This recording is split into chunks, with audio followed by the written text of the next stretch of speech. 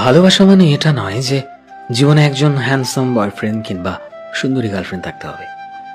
ভালোবাসা মানে তো সেটাই যে জীবনে আমাদের বুঝতে পারার মতো একটা মানুষ থাকা দরকার, যাকে দেখে মনে হবে যে হ্যাঁ, আসলেই এই মানুষটি আমাদের জন্য পারফেক্ট।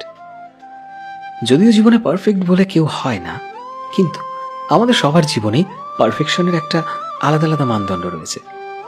রিলেশনশিপে পারফেকশন মানে এমন একজন মানুষকে খুঁজে পাওয়া যে কিনা তোমার কেয়ার করবে, তোমায় যত্নে রাখবে, তোমায় আগলে রাখবে, তোমার ভালোটা তোমার খারাপটা সব কিছুকে বোঝার চেষ্টা করবে এবং তোমায় অনেক বেশি রেসপেক্ট করবে।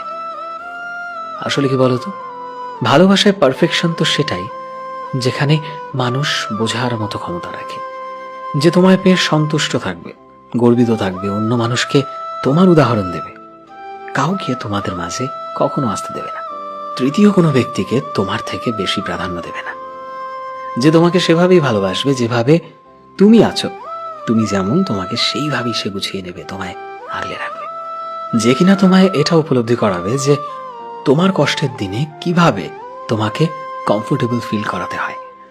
জীবনে পারফেক্ট মানুষ তো আসলে সেই মানুষটা যে শুধুই তার প্রিয় মানুষটাতেই আসক্ত, যে জানে রাগের মাথায় তার প্রিয় মানুষটিকে সম্মান করতে হয়।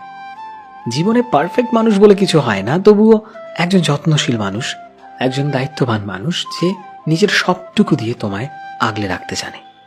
আর একটা রিলেশনশিপে এইরকম মানুষকেই আমরা বলি পারফেক্ট।